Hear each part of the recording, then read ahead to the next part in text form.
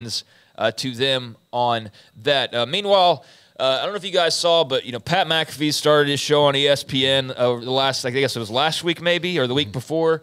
I think it was the week before when he started with college. Or no, he started when the NFL started. That's right. But he's got a weekly segment with Nick Saban, and during that segment, apparently it was brought up, especially in light of the loss to Texas. The whole retirement rumor saga that's been ongoing for a while now when it comes to Saban. I mean, I know of at least a couple of reporters for a certain school in the Big 12 that may have just beaten Alabama that's been throwing out the Saban retiring thing for like at least 4 years now. I mean, at least, and I know they're not alone. But I've seen that pretty consistently. Well, Nick Saban was on the Pat McAfee show, and when talked about, just all the changes going on in college football, he says he still feels great right now and that it's kind of laughable. I love what I'm doing, and I'm focused on the challenge. I feel great right now. I love it. We've got lots of challenges this season. I'm looking forward to it, and we're all in. And he did make mention of, if you listen to the rumors about, not only did he say is it kind of laughable, but he brought up the fact that it's been rumored time and time again that he would retire, and yet here he still is, and he's still doing his thing. And he said, when's the first time, he asked Mac, when's the first time you heard that I was going to retire? And then he pointed out that, about 5 years ago is probably when it started to get pretty hot, and yet here he still is. He says it creates some advantages for people, maybe whether it's in recruiting or whatever it might be, but I love what I'm doing, focused on the challenge, so on and so forth. So Nick Saban, not squashing retirement rumors, and he really couldn't say anything that's going to totally extinguish them, but I do think some of it is absolutely recruiting related and things of that nature. Yeah, people want it. Yeah. They want it, so they put it out there, and then they'll see, because it's probably and look, some of it might be like, look, Coach Saban's in his 70s. How much longer is he going to be there? Yeah. And the only truth to suggesting a guy is in his 70s and could retire any time is that is true. Like, he could hit a point in his life where he's like, I have done enough. But he's making his income right now is between his salary and the endorsements, probably around $15 million a year.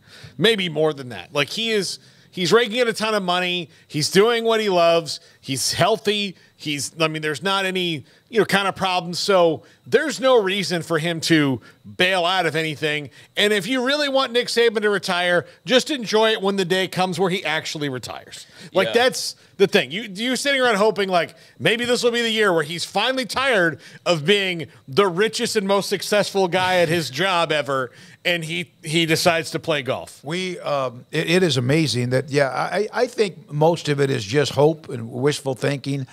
Texas beat his team on their home field. We saw all the streaks that were broken or whatever. Someone like that could either quiver. He's not going to. He's just going to try to get better. They don't have a perfect team. That's obvious. They don't. But it's kind of a challenge. It's been a while.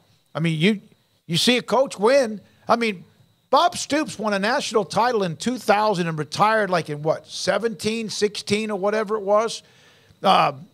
He eventually walked away. I saw not as old as Saban, though. Yeah, I know. And I think Nick Saban, I'm not saying he's Bear Bryant. If he stops coaching, he'll die.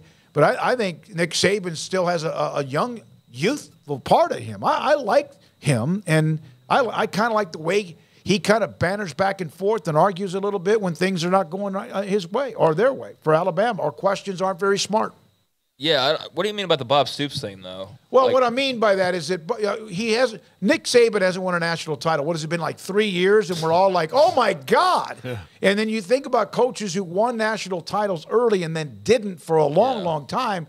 Just because he hasn't won a national title in 3 years doesn't mean the game has passed him by. Yeah, I agree with that. I mean, it sometimes it takes forever to get one, and sometimes you get one and then you don't get another one for quite a while. But, yeah, I mean, I think he sounds like a guy who – he sounds like a guy to me that if he stops coaching, then that's when life's going to really start going downhill for him. That's when, health problems start and stuff like that. You know what I mean? Because it just feels like it's so much a part of who he is that he's one of those guys that's just going to coach until he can't coach anymore. Yep. And, I honestly hope that's the case. I mean, I do enjoy that there's now teams like Georgia that can go and punch them back in the mouth, because there was a little stretch there where they were so dominant. It was when of annoying about how dominant they were, because it's constant, and you couldn't really enjoy, save for a random team like a Clemson. When Clemson finally popped up, you're like, thank God, somebody. Yeah. Well, Ohio State hadn't really won it in a while either. It even took special moments when you did beat them. It wasn't it took like the kick six or something. So, I mean, they're not quite that now. And so there is a little bit less armor than there was before.